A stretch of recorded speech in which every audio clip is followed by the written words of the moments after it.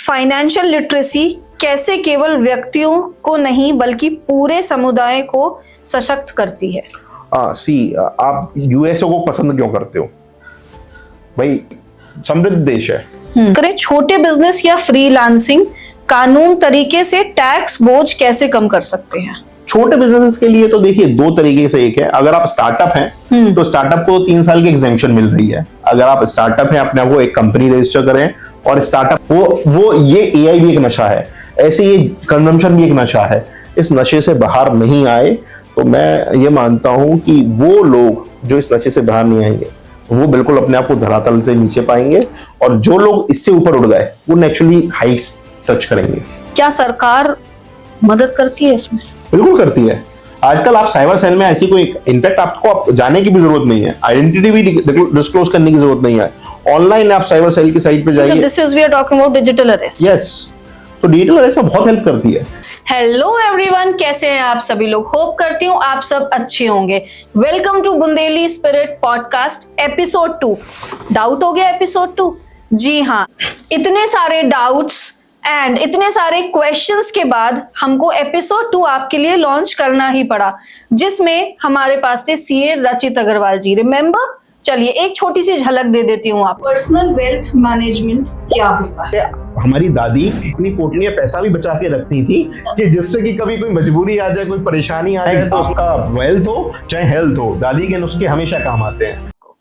तो welcome back. Now tax में बहुत सारे चेंजेस हुए हैं, जीएसटी चेंज हुआ है, कैसे इन्वेस्टमेंट करना है, सेविंग्स कैसे करनी है, सब कुछ मेस्ड अप है। Don't worry, Bundeli spirit is there for you. तो आज हम फिर से लेके आ गए हैं सीए रचित अग्रवाल जी को आपके बीच, हमारे बीच, to solve all these questions. Hello sir, welcome to episode 2 of financial wealth. Hi Ravika ji, how are you? I am good, thank you for coming and हमारी ऑडियंस के लिए फिर से टाइम निकालने के लिए। It's my pleasure always. अभी GST में बहुत सारे चेंजेस हो गए हैं एंड सबके means it is like going above the head, कैसे क्या होना है। उन सब के पहले एक छोटा सा आपका टाइम स्नैप लेना चाहती हूँ।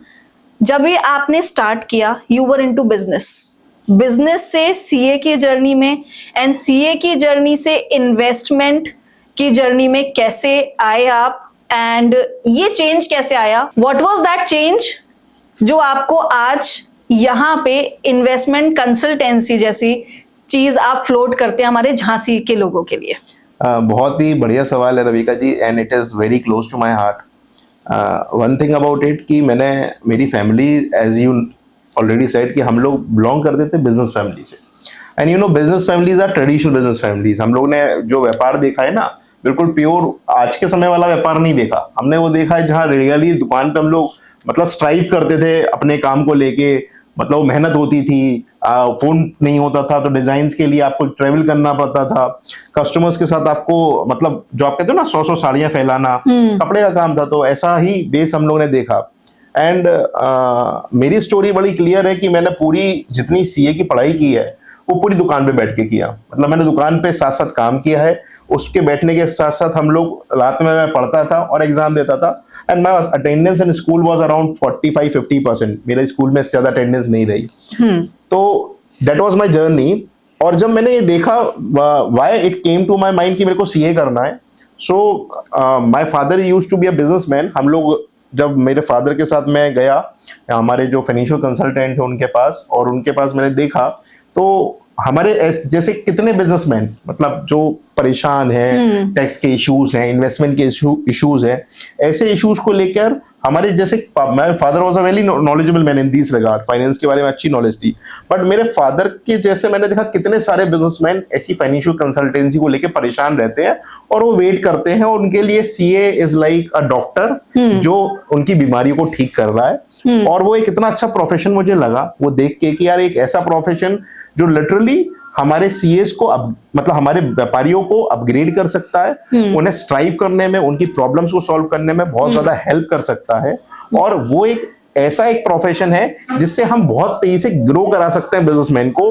जिस तरीके से हार्ड एंड मनी वो लोग कमाते हैं, वो उसको कैसे प्लान करना है, मैनेज करना है, क्योंकि कभी व्यापारी चोर नहीं होता। जो हमारे यहाँ मानसिकता है ना कि व्यापारी टैक्स चोरी करना चाहता है, व्यापारी इनकम टैक्स बचाना चाहता है, व्यापारी जीएसटी चोरी करना चाहता है, ये थॉट ये मिथ है, ये बिल्कुल मिथ है। भाई कोई भी व्यापार करने आता है वो पैसा कमाने आया है, वो टैक्स चोरी करने नहीं आया।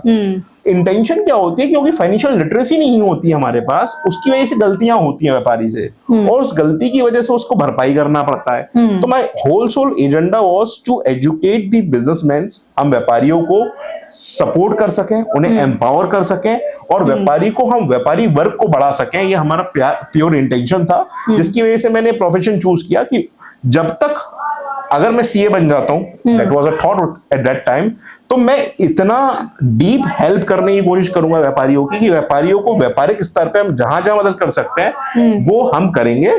और लिटरली जो चोर की डेफिनेशन हमारे ऊपर लगाई जाती है कि व्यापारी टैक्स चोरी के लिए जाता है, लेकिन व्यापारी टैक्स चोर नहीं होता, क्योंकि मैंने बड़े क्लोज से सब व्यापारियों को देखा, व्यापार को देखा है। तो हमारी इंटेंशन हमेशा हमें ये होता है कि हम अपना बहुत मेहनत से पैसा कमा रहे हैं। इतनी मेहनत करता है ना व्यापारी, सुबह से लेकर रात तक उसकी पर्सनल जिंदगी को तबाह कर देता है वो अब सिर्फ व्यापार के लिए। तो उसमें सपोर्ट कर सके, इसके लिए मेरे प्रोफेशन में आना था। एंड फिर मैंने 13-14 साल अभी प्रैक्टिस की, 14 साल मेरे को प्रैक्टिस के हो गए। और उसके बाद मैंने अब जब ये प्रैक्टिस से मैंने देखा, इन 14 सालों में मेरा एक्सपीरियंस प्रैक्टिस करने के बाद ये रहा कि बहुत ज्यादा प्रॉब्लम्स हैं, बहुत ज्यादा इश्यूज हैं। अभी भी हमारी फाइनेंशियल लिटरेसी का रेशियो बहुत खराब है। अगर हम कहें कि हम बड़े बड़े व्यापार करने वालों को भी देखें तो अभी इतने सारे चेंजेस हैं, और हम जिस लेवल पे दुनिया को देखते हैं उस दुनिया के लेवल तक पहुंचने के लिए हमें फाइनेंशियल लिटरेसी को कंटिन्यूस लेवल पे लाना पड़ेगा। देन आई डिसाइडेड कि मेरे को प्रैक्टिस को अब ब्रेक देना है, कि भाई मेरे को इससे एक कंसल्टेंसी और कोचिंग वाले पार्ट पे जाना है, जहां पे मैं भाई कोच कर सकूं बिजनेसमैन को कि आप क्या करो जिससे आपका व्यापार ही बढ़े, आप टैक्स भी वेल प्लान्ड मैनेज तरीके से टैक्स फाइलिंग्स करें, और अपने टैक्स को देखिए, दो वर्ड बहुत इंटरलिंक्ड है, एक टैक्स प्लानिंग और टैक्स इवेजन।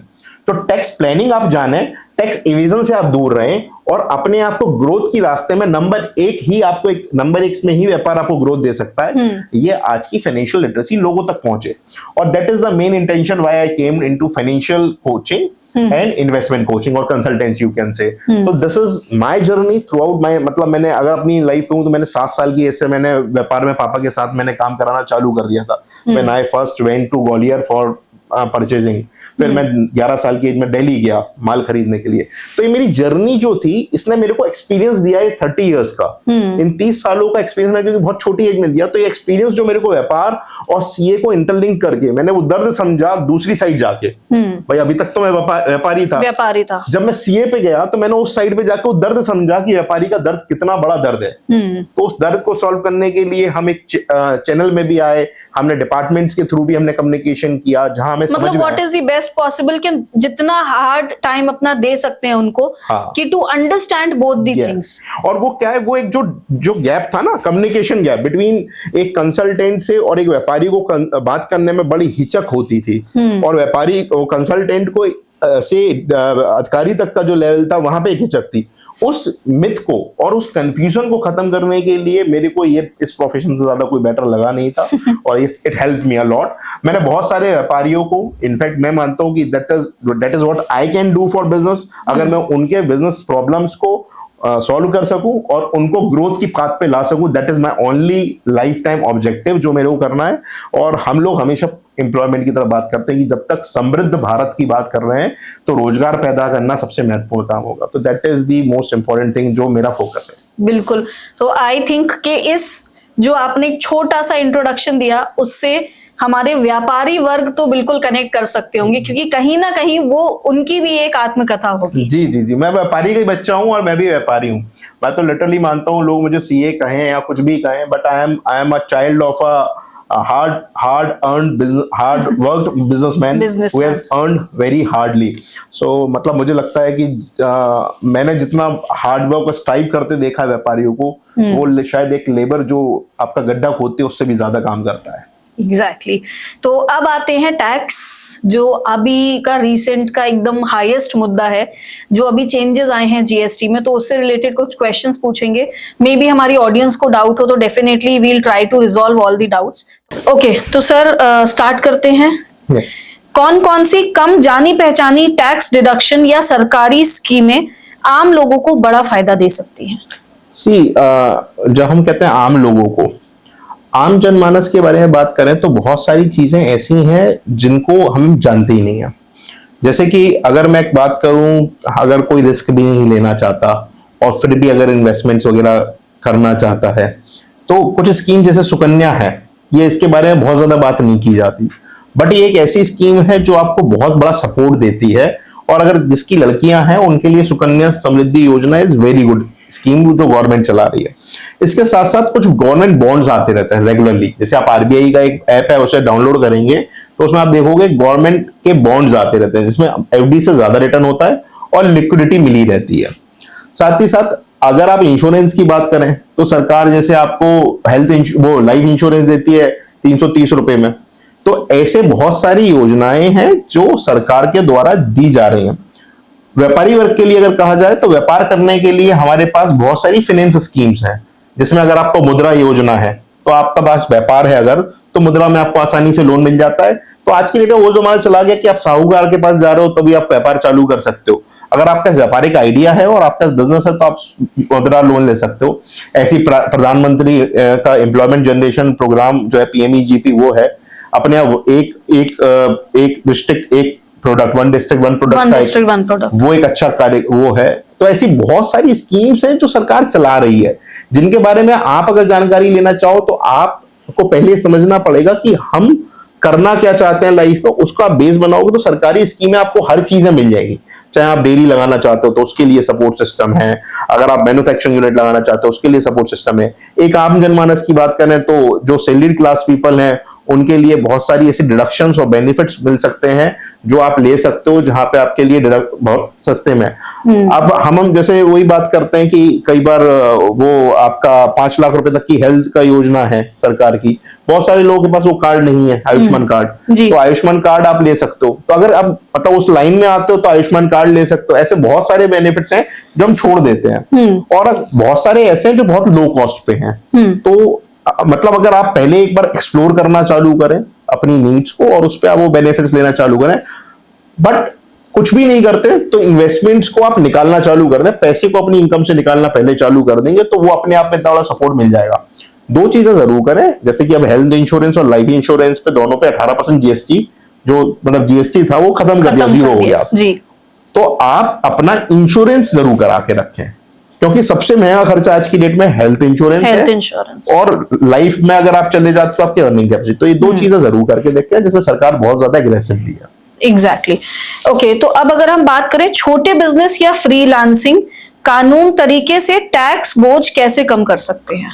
छोटे बिजनेसेस के लिए तो देखिए 2 तरीके से, एक है अगर आप स्टार्टअप हैं तो स्टार्टअप को 3 साल की एग्जेम्पशन मिल रही है। अगर आप स्टार्टअप हैं अपने आप को एक कंपनी रजिस्टर करें और स्टार्टअप का आप एक्नॉलेजमेंट लें, और स्टार्टअप का अगर रिकग्निशन आपको मिल जाता है तो 3 साल तक तो आप पे कोई टैक्स ही नहीं है। और ये टैक्स जो है मतलब अगर आपके बुक प्रॉफिट आते भी हैं तो आपके पास कुछ मैट लग जाता है, तो उस मैट का आप सेट ऑफ कर सकते हो। तो 3 साल तक तो आप पे कोई बहुत ज्यादा टैक्स का बर्डन है नहीं अगर आप कोई नया स्टार्टअप करना चाहते हो। इनफैक्ट अगर आपका छोटा बिजनेस भी आप चालू करते हो तो आज की डेट में 12 लाख रुपए तक की इनकम जो है वो टैक्सेबल है नहीं। और मुझे लगता है अगर आप 1 करोड़ का व्यापार कर रहे हो सेल का तो 8 लाख रुपए आपको दिखाना है।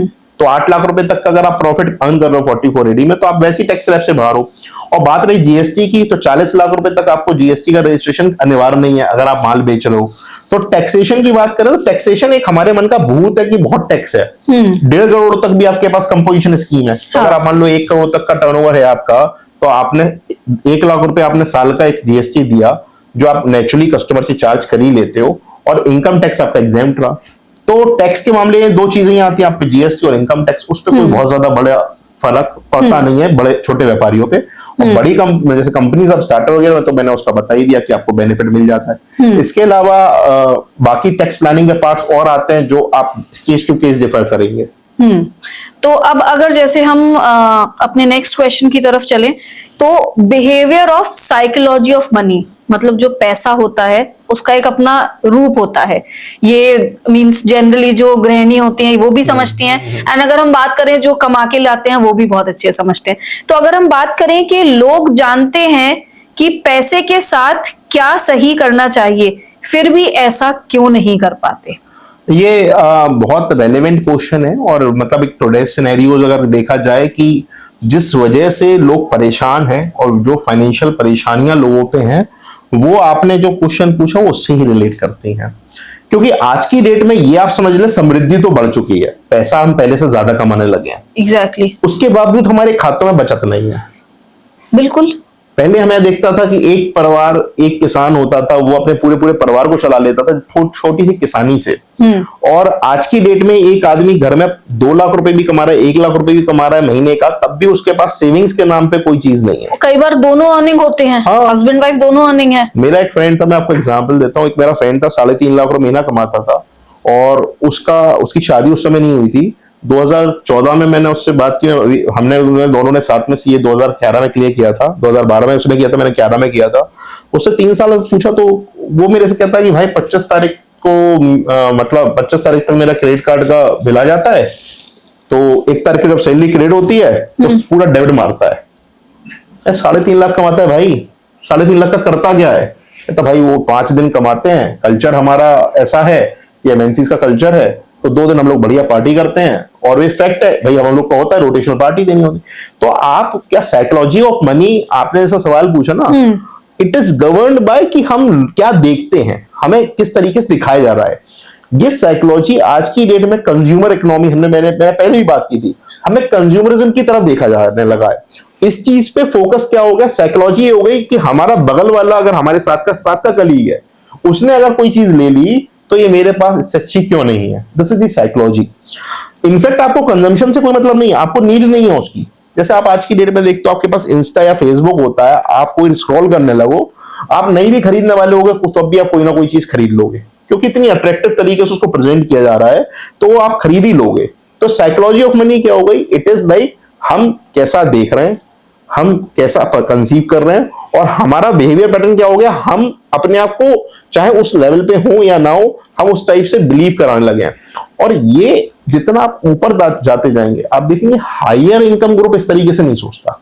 जो लोअर और मिडिल क्लास पीपल हैं, उनका कंपैरेटिव्स होते हैं, वो ऐसे सोचते हैं कि यार ऐसा होना चाहिए, ऐसा होना चाहिए, और उस चक्कर में वो विशेष साइकिल में पड़े रहते हैं। इसलिए गरीब और गरीब होने लगते हैं और अमीर, क्योंकि वो तो नीड बेस अपना कंजम्पशन कर रहे हैं, और हम कंजम्पशन कैसा कर रहे हैं, हम कंजम्पशन कर रहे हैं एक्चुअल बेस कंजम्पशन।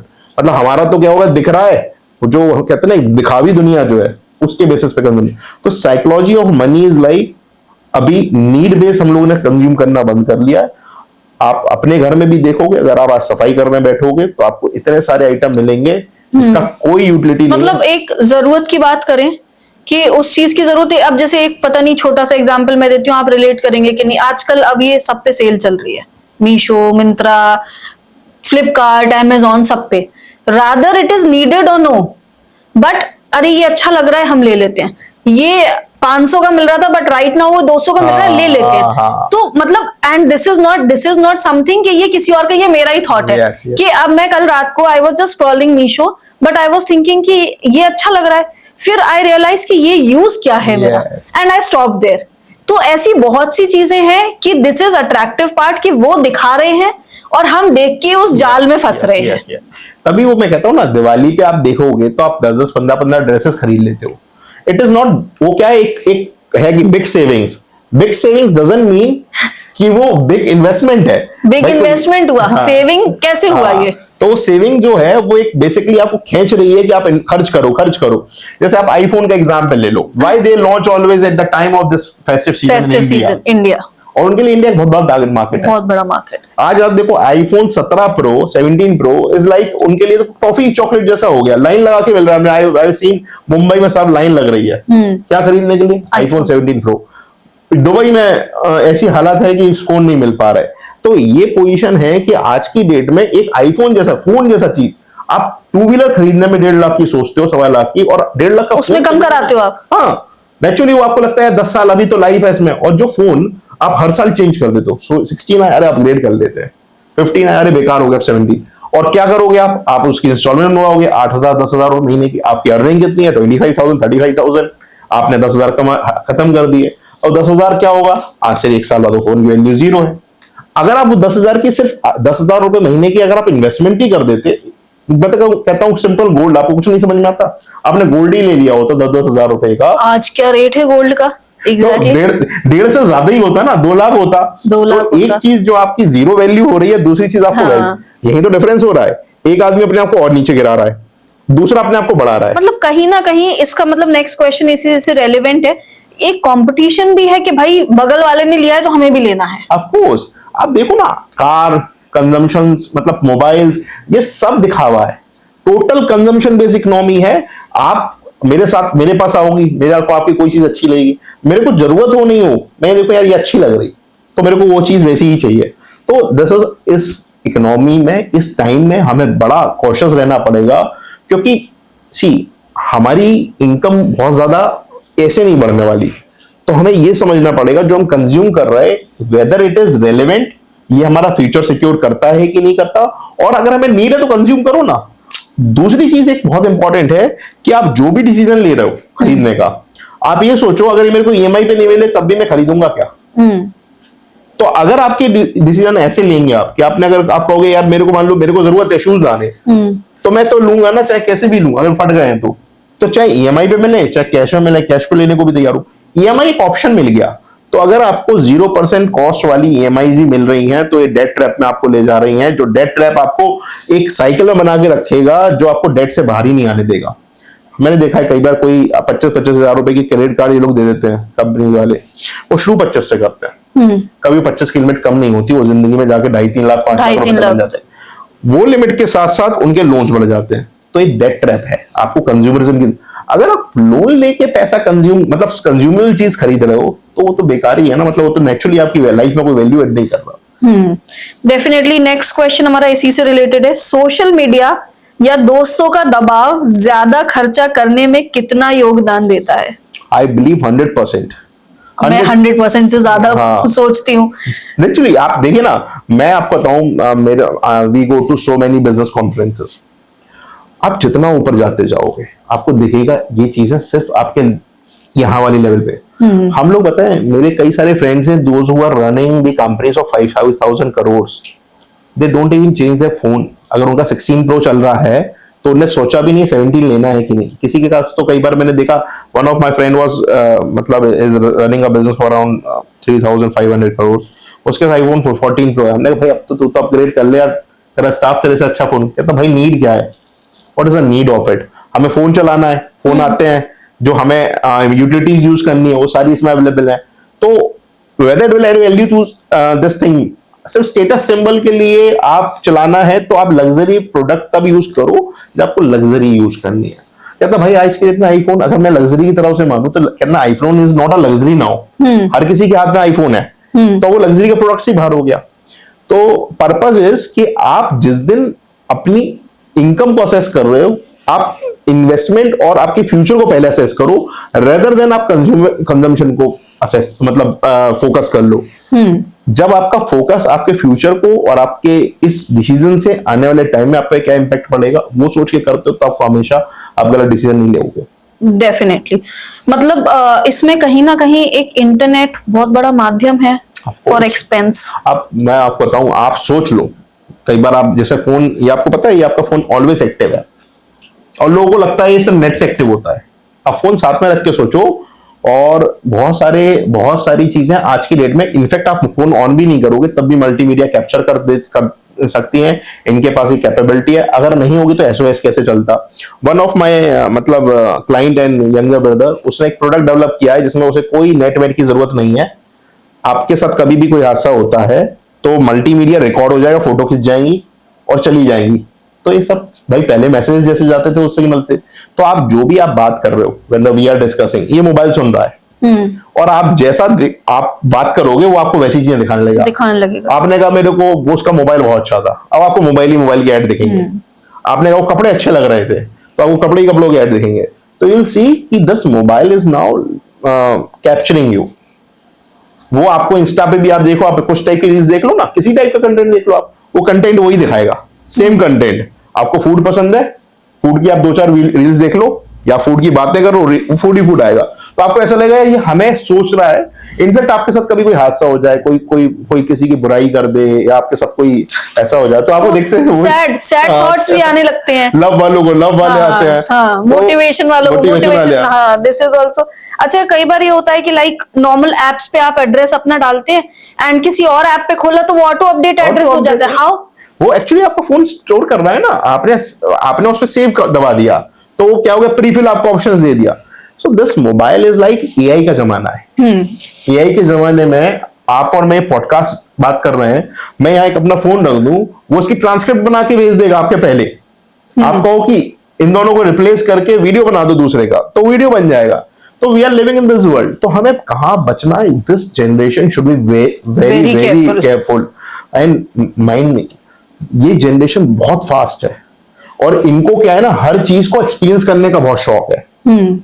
ये मेच्योरिटी हम लोग को 15-20 साल बाद आती है कि क्या नहीं करना चाहिए, क्या करना चाहिए।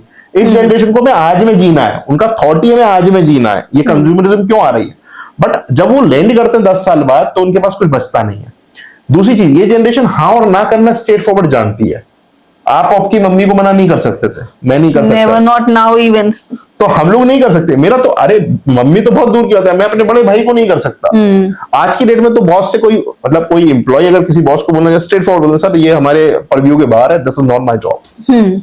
So this type of generation which is based on मतलब करंट टेक्नोलॉजीज जो एआई के वर्ल्ड में जी रही हैं, उनको इन चीजों से बच के रहना पड़ेगा जो side effects of this AI. क्योंकि अगर इसके इफेक्ट्स हैं तो साइड इफेक्ट्स में प्रोज एंड कॉन्स तो दोनों चीजों के हैं। Actually this generation is super fast, ये सुपर फास्ट काम करती है। इनको कोई भी चीज कर लो फटाफट करके दे देते हैं।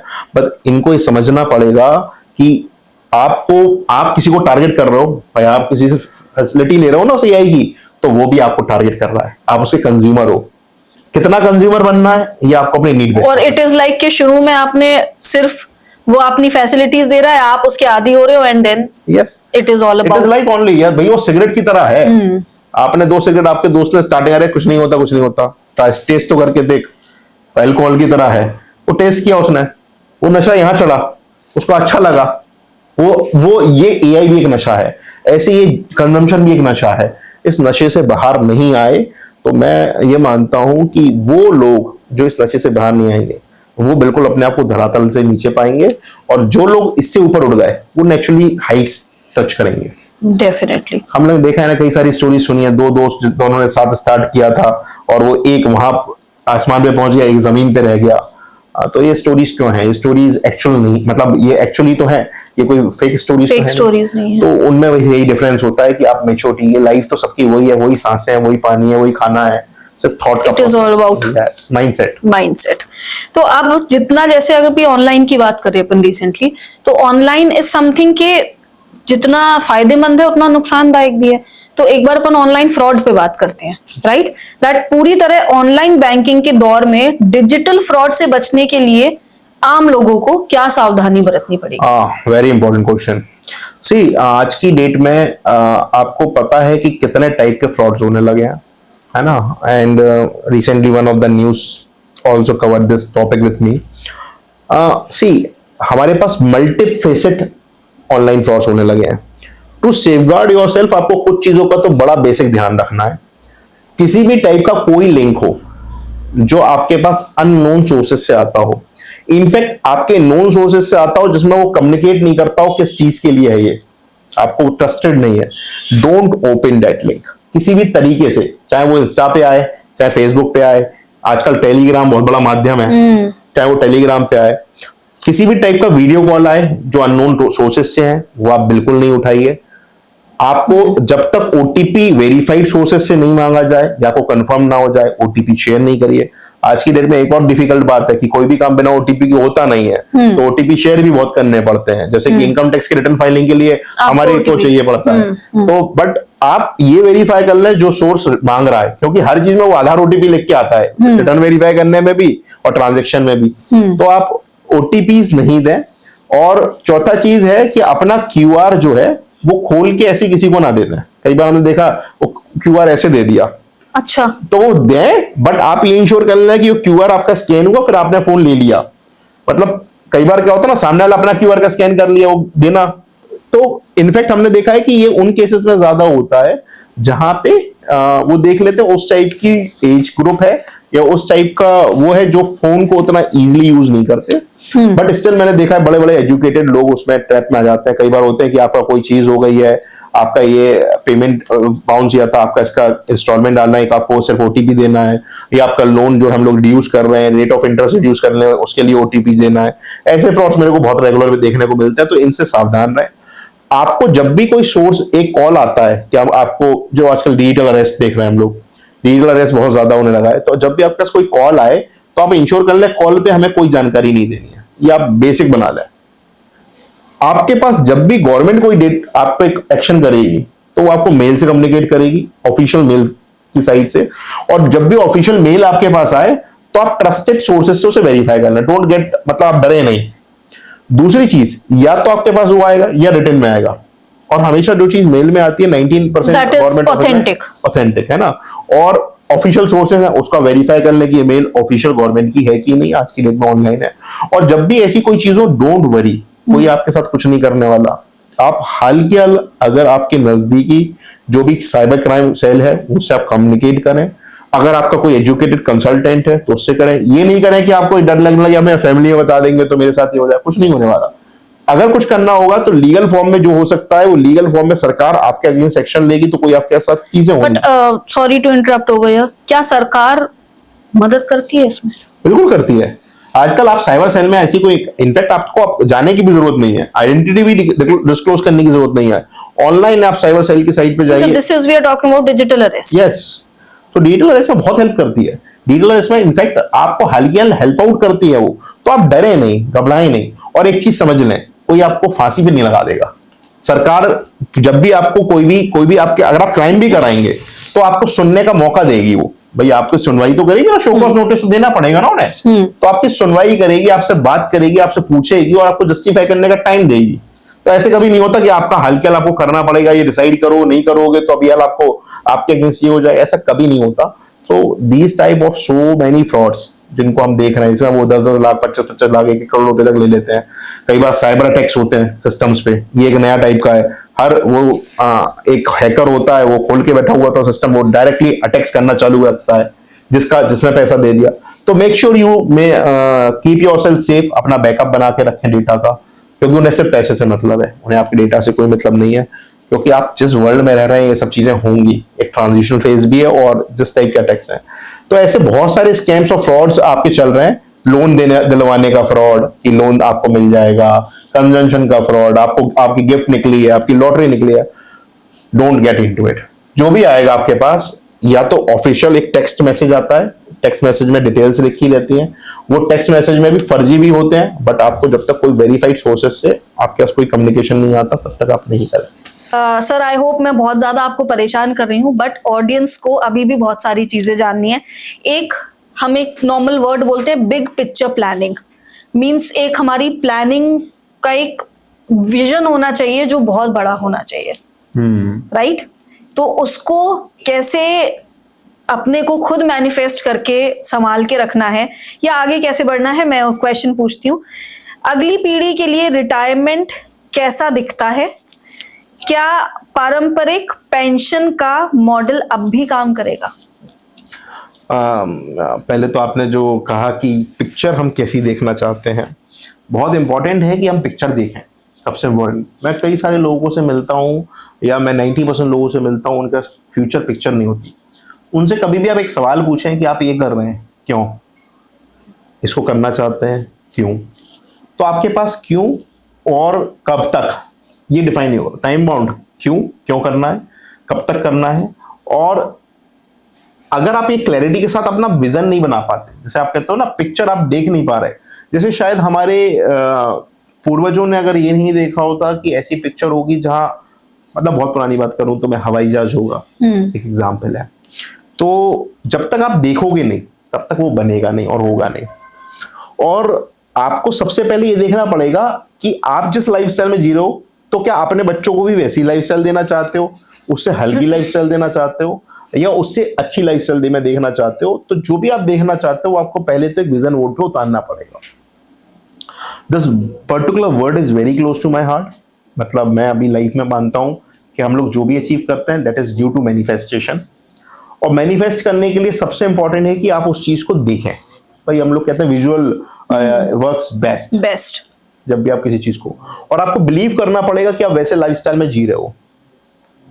When it comes to your life, क्या आज आपको रिटायरमेंट और प्लानिंग और पेंशन प्लानिंग क्या अभी भी इतनी रेलेवेंट है? नेचुरली उससे ज्यादा रेलेवेंट है अब, क्योंकि शायद पहले पेंशन प्लानिंग सरकार करती थी हमारे लिए, और जितनी वो करती थी वो सेल्फ सफिशिएंट होती थी, क्योंकि हमारी लाइफस्टाइल में इतनी सारी बवाल नहीं थे जितने बवाल आज की डेट अब हैं। एग्जैक्टली। और आज शायद आप सोच रहे हो आप आज आप 1-1.5 लाख रुपए को बहुत आसानी से खर्च करने लगे, आने वाले टाइम में 10-15 लाख रुपए बहुत छोटी सी रकम हो जाएगी।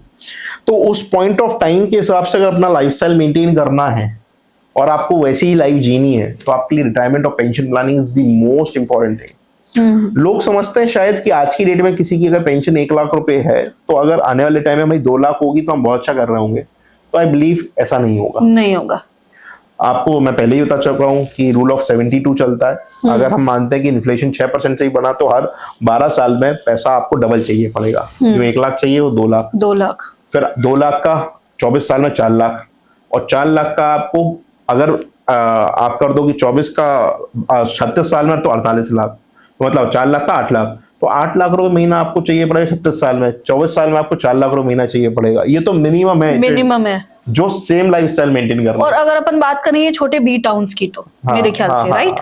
तो अब इस फेज में अगर आप कहो कि आपकी रिटायरमेंट प्लानिंग ही नहीं है, आप सोच के चल रहे हो 2 लाख बहुत होंगे, तो मेरे हिसाब से आपको अच्छे से सोचना पड़ेगा कि पेंशन प्लानिंग पहले तो चल गई, क्योंकि पहले खर्चे नहीं थे, पहले सिर्फ कंजम्पशन था। आपको खाना था, रोटी कपड़ा मकान जो होता था वो मैंडेटरी होता था, बस वही होता था और उसके अलावा कुछ नहीं होता था। आज की डेट में तो अगर आप बच्चों के साथ प्ले जोन में चले जाओ तो 2-3 हजार रुपए कहाँ चले जाते हैं पता भी नहीं चलता। हार्डली 15-20 मिनट आधा घंटे वो खर्च हो जाते हैं, और आने वाले समय में ये 20-25 हजार हो जाएंगे। तो मेरा मानना ये है कि आपको पहले तो अपनी लाइफ का विजन बोर्ड बनाना पड़ेगा, उसको मैनिफेस्ट करना पड़ेगा, और आपकी अपनी अर्निंग का सबसे पहले पार्ट आप अपनी फ्यूचर के लिए, इन्वेस्टमेंट के लिए निकाल दें। उसके बाद आपको खर्च करना चाहिए। जब भी आप ऐसे करोगे तो आपका फ्यूचर जो भी आप सोच रहे हो वो आपको मिलेगा। और नेचुरली हर कोई बेहतर कल चाहता है। एग्जैक्टली। भाई बेहतर कल चाहते हो ना आप पहले से अच्छा चाहते हो, पहले से खराब तो चाहते नहीं हो। तो if you want to have that, आपको retirement planning is the most important thing.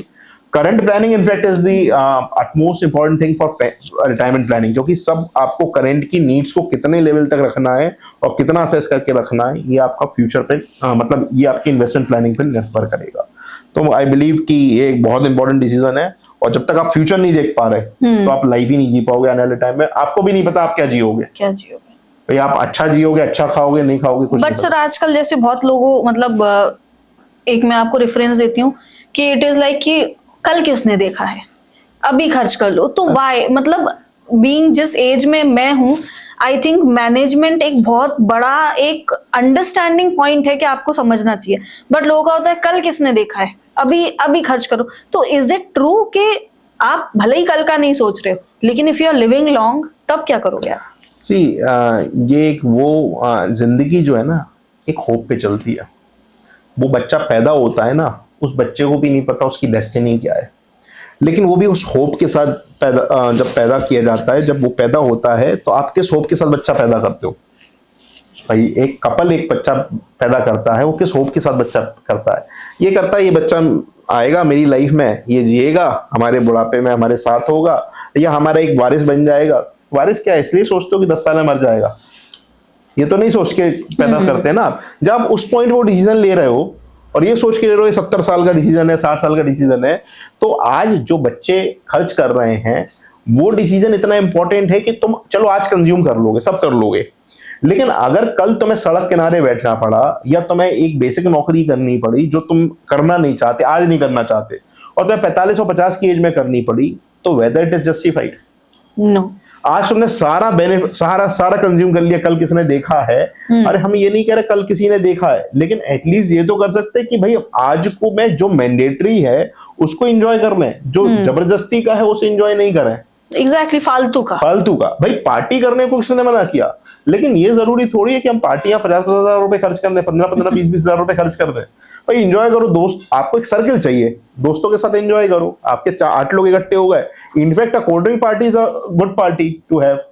तो मैं तो एक चीज समझता हूँ, जिस समय मैं हॉस्टल में पढ़ता था एंड मेरे को 3,500 रुपये महीना मिलता था, आज से बहुत पुरानी बात नहीं है क्योंकि मैंने 2007 में तो पढ़ाई की थी, तो आज अगर 17-18 साल पहले मेरे को 3,500 मिलता था और मैं उसमें भी 1,000-1,200 रुपये बचा लेता था, हॉस्टल का 1,700 रुपये का रेंट देने के बाद 800 रुपये, तो हमें लगता है नेचुरली कि हम अपनी नीड्स को जितना भी कर लें।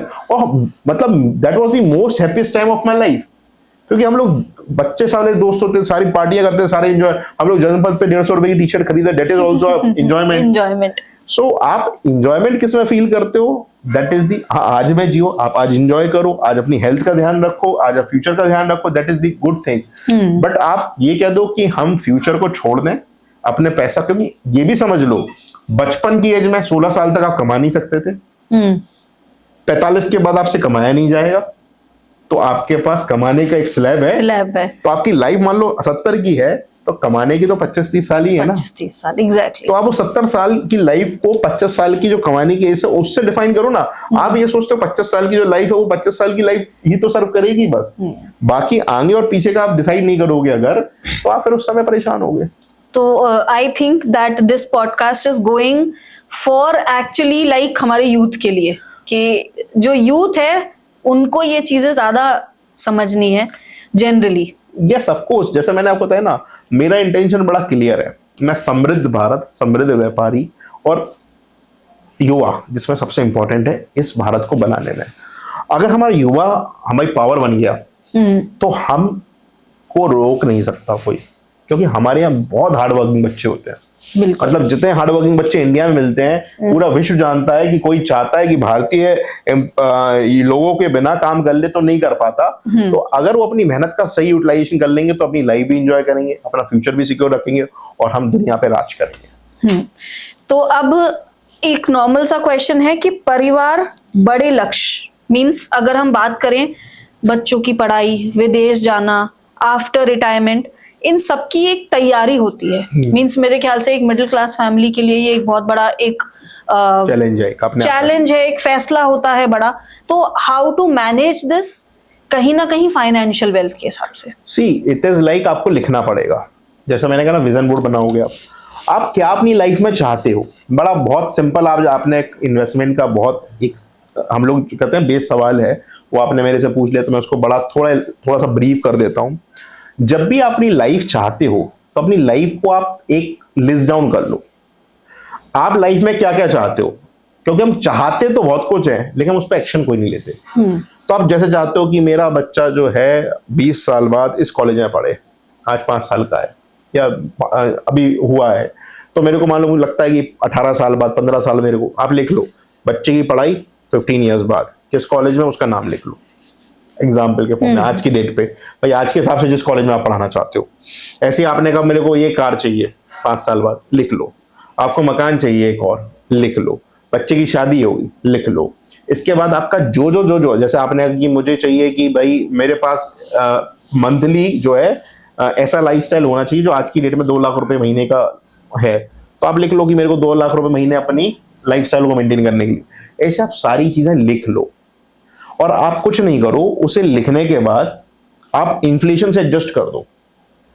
ये पैसा आपको चाहिए, अब आप ये सोच लो ये पैसा आपको चाहिए, मान लो आपको लगता है कि उस समय पहले को 3 लाख रुपए महीना चाहिए पड़ेगा, 4 लाख रुपए महीना चाहिए पड़ेगा, तो 4 लाख रुपए महीने के लिए मेरे को मिनिमम कॉर्पस चाहिए कि मेरे पास 4 करोड़ रुपए का कॉर्पस हो, तो 1% रिटर्न, उस समय 1% रिटर्न आप अगर मान के आज के रिटर्न पे चल रहे हो तो 4 करोड़ रुपए तो मेरे को निकाल के रखने हैं सिर्फ मेरी मंथली इनकम के लिए कि 4 लाख रुपए महीना आता रहेगा, क्योंकि आप 50-55 के बाद काम तो कर नहीं पाओगे।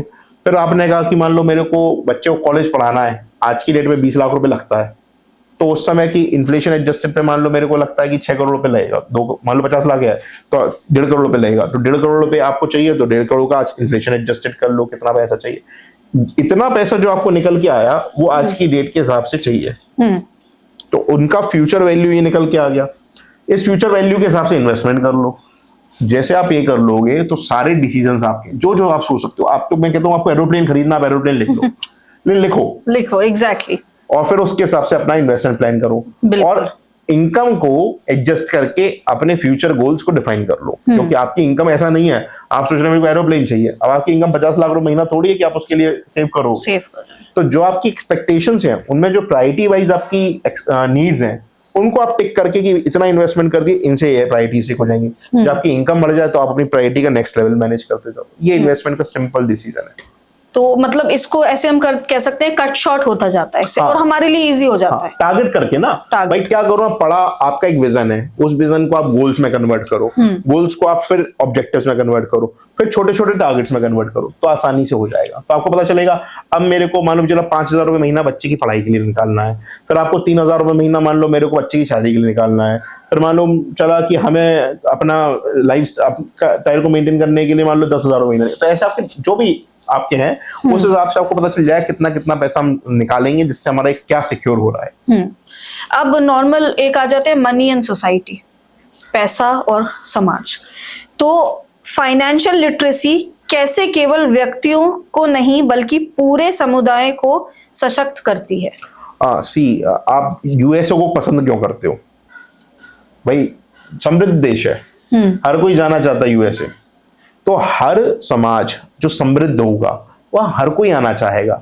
आपका भाई आप मैं आपको बताऊं ना, अगर आप खुद समृद्ध नहीं हो, आपके खुद का खास भाई भी होगा ना, ताऊ जी का लड़का, वो भी आपके घर नहीं आएगा। तो कौन जाना चाहता है ऐसे सोसाइटी में? भाई अच्छा खाने को मिलेगा, अच्छा वेलकम मिलेगा, उसका घर अच्छा होगा, अच्छा फील आएगा, तो हम वहां जाना पसंद करेंगे। हम अच्छे अच्छे ऑफिसेस बनाते हैं, क्यों बनाते हैं? अच्छा घर बनाते हैं क्योंकि लोग आना पसंद करते हैं, लोग आना पसंद करें। तो समृद्धि तो सबसे इंपॉर्टेंट है। इनफैक्ट कृष्ण भगवान ने कहा है ना कि दरिद्रता से बड़ी कोई बीमारी नहीं, दरिद्रता से बड़ी कोई बीमारी नहीं। तो पॉवर्टी तो अपने आप में एक सबसे खराब चीज मानी गई है।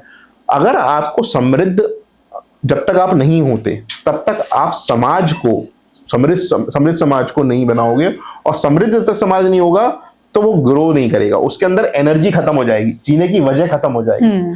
तो समृद्धि अपने साथ एनर्जी लेके आती है। हमें फेस्टिवल देखते हैं, ये फेस्टिवल समृद्धि के तो प्रतीक है कि समृद्धि बढ़ रही है। आप पटाखे जलाते हो, आप अच्छे कपड़े पहनते हो, अच्छे कपड़े क्यों, नए कपड़े क्यों पहनते हो? समृद्धि से तो आ रहा है। तो समृद्धि हमेशा खुशियां लेके आती है, और इट्स अ मस्ट थिंग। आप समृद्ध होना सबसे इंपॉर्टेंट चीज है लाइफ के लिए। अगर आप कलयुग में जी रहे हो तो पैसा ही एक इंपॉर्टेंट एस्पेक्ट माना जाता है। हाँ, मेंटेनिंग योर डिग्निटी, अपने अंदर की रिलीजियस स्पिरिचुअल लेवल को मेंटेन करते हुए आप समृद्ध बने हो, और सारी चीजों को तभी आप एंजॉय कर सकते हो। आपको कोई भी चीज एंजॉय करनी है, हम तो क्या पार्टी करनी है यंग बच्चों को, पैसा चाहिए ना, चाहिए। आपको किसी को आपको खुशी मिलती है किसी को कोई चीज दे के, हमें दान दे के, उसके लिए पैसा चाहिए। तो समृद्धि हमेशा सोसाइटी को अपग्रेड करती है, हाँ। हम हमारे भारतीयों में और बाकी वेस्टर्न में एक फर्क है, हम स्पिरिचुअली स्ट्रांग हैं, इसलिए हमारे साथ समृद्धि के साथ स्पिरिचुअली स्ट्रांग होना भी बहुत महत्वपूर्ण है। तो आप अच्छा खाएं, अच्छा सोचें और अच्छा कमाएं, तभी भारत कोई भी समाज समृद्ध हो सकता है। तो सर, अब अगर मनी एंड सोसाइटी की बात कर ही रहे हैं तो नेक्स्ट क्वेश्चन है कि आपकी नजर में भारतीय मिडिल क्लास, मतलब एक जो अपनी नॉर्मल मिडिल क्लास है, और पैसों को लेकर सबसे बड़ा मिथ क्या है? सबसे पहले जैसे आपने कहा ना कि मिडिल क्लास, और मिडिल क्लास का लेके एक मिथ, मिडिल क्लास को ये लगता है कि हम अमीर नहीं हो सकते। ये एक बहुत बड़ा मिथ है, क्योंकि हमें लगता है कि हम उस सेगमेंट में नहीं जा सकते, यही हमें रोक रहा है, क्योंकि हम सोच के बैठे हम नहीं जा सकते। पहले तो हमें इस चीज से बाहर निकलना पड़ेगा कि हम उस सोसाइटी में पहुंच सकते हैं जो हमसे ऊपर वाली है, और ऑलवेज हमेशा हमें एम हमेशा ऊपर को करना चाहिए।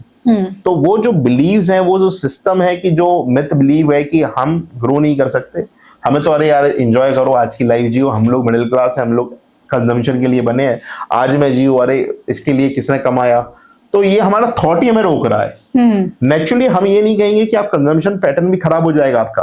अगर आप प्लानिंग वेल करो, मतलब अच्छे से प्लान करोगे, तो आप उससे अच्छा कंजम्पशन करोगे, उससे अच्छी चीजें कंज्यूम करोगे।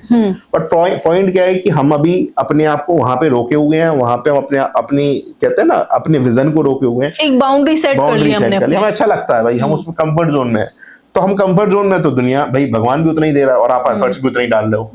जब तक आप एफर्ट्स के लिए सोचोगे नहीं कि हमें इस दायरे से बाहर जाना है, आप एफर्ट्स मारोगे ही नहीं, और एफर्ट्स मारोगे नहीं तो आपको रिजल्ट्स कहाँ से मिलेंगे? भाई बच्चा एक स्विमिंग करने के लिए उतारा जाता है तो उसे छोड़ दिया जाता है, तब वो हाथ पैर मारता है। उसे ये विजन दिखाया जाता है, वो तैरेगा और वो चक्कर लगा लेगा यहाँ से वहां तक के। जब विजन ही नहीं देखोगे आप, तो आप कैसे बनोगे? तो आपको विजन देखना पड़ेगा, आपको बनना पड़ेगा, आपको सोचना पड़ेगा कि हाँ मैं भी उस दुनिया में पहुंचने का हकदार हूँ। जैसे भारतीय कंपनीज बहुत सारी आज दुनिया की कुछ खास कंपनीज में आ गई। अब आप सोचो, टेस्ला ग्रुप का मालिक जो है वो ऐसा इतनी सी एज में सोच लिया कि मैं स्पेस एक्स बना दूंगा, दुनिया को कंट्रोल करूंगा। तो आज वो सोच रहा है ना, तो सोच आप जहां तक ले जा सकते हो, दुनिया आप वहां तक पहुंचोगे। तो मतलब इट इज, इसका एक अगर हम एक छोटा सा निष्कर्ष निकालें, it is all about mindset. Yes, of course it's all about mindset, and mindset should be big. अगर जी रहे हो तो बड़ा सोचो, होना तो जो है वो होगा ही ना। जब बड़ा सोचोगे, जैसे हम कहते हैं ना कि आप आसमान की सोचोगे, तो अगर पेड़ खजूर के पेड़ पे भी आए तो वो जमीन से तो बेहतर है ना, या उस लेवल तक आए। मान लो मैं कहता हूँ मैं 25वें माले तक क्या बिल्डिंग सोच रहा हूँ, मैंने 10वें वाले की बना ली, 10 माले की बिल्डिंग बना ली, मैं कहा मैं 25 माले की बिल्डिंग बनाऊंगा, मैंने 10 माले की बना ली, तो वो 0 माले से तो बेहतर है ना। मैं हमेशा टारगेट कहता हूँ, अगर आपके प्रॉफिट का टारगेट है तो आप प्रॉफिट का टारगेट भी, भाई अगर आप सोचते हो कि मैं 60 लाख कमाता हूँ और टारगेट मैंने भाई आप सोचो 10 करोड़ ना, अगर 10 करोड़ का 20% भी हुआ तो 2 करोड़ होगा, वो 1 करोड़ के 60% से बेहतर है ना 60 लाख से। तो सोचोगे बड़ा तो बड़ा होना चालू हो जाएगा आपकी लाइफ में। मतलब until and unless you start thinking, वही बात है कि मैनिफेस्टेशन करना शुरू करना, तो फिर आप डिसीजन लोगे ना वैसे, फिर आप कहोगे यार ये पैसा बेकार, मेरे को सेविंग करना है, इसका इन्वेस्टमेंट करना है, आप ये फोन लेके मेरे को क्या मिलेगा, तो आपके डिसीजंस वैसे होने लगेंगे। क्योंकि रिसेंटली अगर आप 1.5 लाख का फोन लेते हैं, वहीं पे 1.5 लाख का गोल्ड ले लेते हैं, तो आज गोल्ड की वैल्यू क्या होती है, एंड फोन की तो। यस, इस गोल्ड के एग्जाम्पल पे अब मैं एक स्टोरी सुनाऊंगा। नेचुरली पिछली बार भी मैंने अपने किसी वीडियो में पता नहीं बोला, 2 ऑफ माई फ्रेंड्स, उनके 4 फादर्स वर फ्रॉम पाकिस्तान। वो पाकिस्तान से भारत आए, तो एक बहुत बड़े जमींदार थे, बहुत बड़े, और इतना जमीन था उनके पास कि आज की डेट में अगर वो जमीन की वैल्यू होती तो 800,000 करोड़ रुपए के मालिक होते हो। इट वॉज लाइक 250 एकर्स करीब के आसपास, और वो पाकिस्तान के सिंध क्षेत्र में रहते थे, सिंधी हैं। और वन इज जो उसी के साथ उनके पास जमीन वगैरह कुछ नहीं थी, लेकिन वो एक काम करते थे, हर साल अपना व्यापार करते थे उस बिजनेस से, जो भी उनका एक फिक्स था कि धनतेरस पे जाते थे और एक गिन्नी ले आते थे। उनके 4 फादर्स भी कर रहे थे, तो उनके पास 1.25 किलो का गोल्ड था, इनके पास जमीनें थी। उनके सामने, वो जमींदार के सामने कुछ भी नहीं थे। वो दोनों भारत आए, तो एक तो अपनी जमीनें छोड़ आया पूरी, क्योंकि पाकिस्तान का पार्ट हो गई। दूसरा, वो गोल्ड लेके अपने साथ आ गए। उस गोल्ड से उनने कुछ पार्ट से बिजनेस स्टार्ट किया, और आज की डेट में वो जो 4 फादर्स हैं उनके, वो 100-125 करोड़ का बिजनेस अच्छा खासा कर रहे हैं, और अच्छा खासा उनके पास नेटवर्थ है 100-125 करोड़ का। दूसरे एक कपड़े की दुकान अभी रन कर रहे हैं, और वो क्योंकि उन्हें बेस से आगे फिर सब कुछ सेट करना पड़ा भाई। 1947 में आए, उसके बाद सब जीरो से स्टार्ट किया। तो आपका जैसे गोल्ड का एक इन्वेस्टमेंट था, छोटा सा इन्वेस्टमेंट था, उनने हर बार एक गिन्नी लेनी थी और रख दी, किसी भी रेट को, उन्हें रेट से मतलब नहीं था, उन्हें तो एक गिन्नी लेनी है। उतना सा एक डिसीजन ने कितना हेल्प कर दिया, और कहाँ आपकी लाइफ कर दिया। आज वो बच्चे सब, जो उनके बच्चे सब बढ़िया रहते हैं, नेचुरली ये लोग हार्ड वर्क कर रहे हैं। तो आपका एक डिसीजन कितना इंपॉर्टेंट होता है, ये मतलब इस सीक्वेंस, इस जो सीन से है समझा जा सकता है। जब मैंने ये सारी चीजें उनकी देखी, मैंने उनका बैकग्राउंड समझा दोनों का, तो दोनों मतलब लिटरली दोनों का 7 का ही टाइम का है, और दोनों का सेम स्टोरी है। बट फर्क ये है, एक इन्वेस्टेड था रियल एस्टेट में पूरी तरह, और एक अपने पास मूवेबल लिक्विड एसेट। इसलिए मैं जब भी बोलता हूं आपकी लाइफ में लिक्विड एसेट्स बहुत इंपॉर्टेंट है। आपके पास लिक्विड एसेट, आपकी टोटल वेल्थ का एटलीस्ट 15 से 20% आपके पास लिक्विड हमेशा होना चाहिए।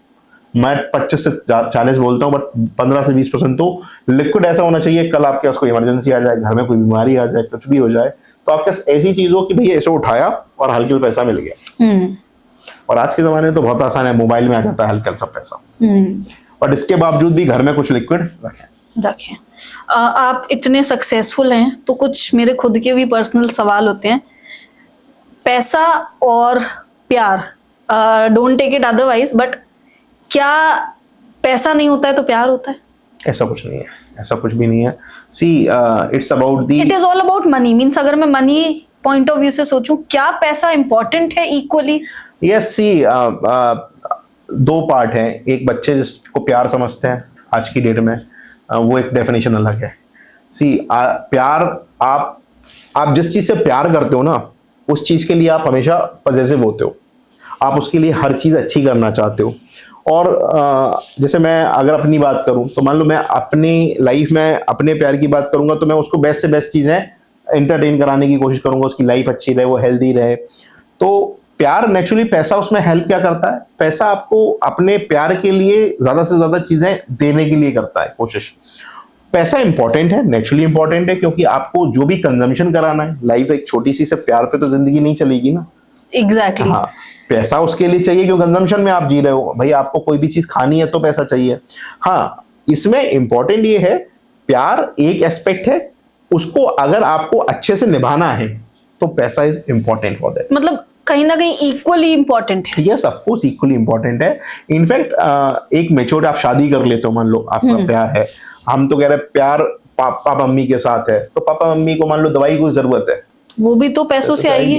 पापा मम्मी की आपको कहीं घुमाने भेजना है, आपको लगता है यार उनको एंजॉय कराएं लाइफ, उनको घुमाने भेजना है, कहाँ से होगा? पैसा चाहिए। वाइफ को चाहिए कि भाई आप उनको खुश करें, तो उनको कोई गिफ्ट करना है तो पैसा चाहिए। तो नेचुरली पैसा इज एन इम्पॉर्टेंट पार्ट। और एक डिसीजन जो है आप लाइफ में बेटर ले सकते हैं अगर आप फाइनेंशियली स्टेबल हैं। अगर फाइनेंशियली स्टेबल नहीं है तो आपको हर डिसीजन में सोचना पड़ेगा। तो yes, of course it is something which is very important. और मैं तो कहता हूँ पैसा खूब कमाओ, बट फैमिली के साथ और अपने लाइफ के साथ भी इक्वली जस्टिस देते रहें, टाइम देते रहें। और नेचुरली जैसी लाइफ आप सोचते हो, जब आप सोचने लगोगे तो आपको वैसी लाइफ मिलने लगती है। तो it is all about mindset. All about mindset, 100%। तो होपफुली आपके क्वेश्चंस जहां तक है हमने क्लियर कर दिए होंगे। लेकिन अभी this is only episode 2, next episode भी जल्दी आएगा, लेकिन उसके लिए आप लोग को भी तो क्वेरी करनी है। अगर कोई टैक्स रिलेटेड, फाइनेंशियल रिलेटेड कोई भी क्वेरी हो, आपको सारे अकाउंट्स पे आपको क्वेश्चन करने हैं, एंड आई गारंटी यू वो क्वेश्चन हम आपके बिहाफ पे पुट अप करेंगे। बिल्कुल सर, 100%, एंड विल ट्राई कि हम सबके लिए इस क्वेश्चन को सॉल्व कर पाए। तो sir and I will be again in 3rd episode with you all. तब तक के लिए नमस्ते।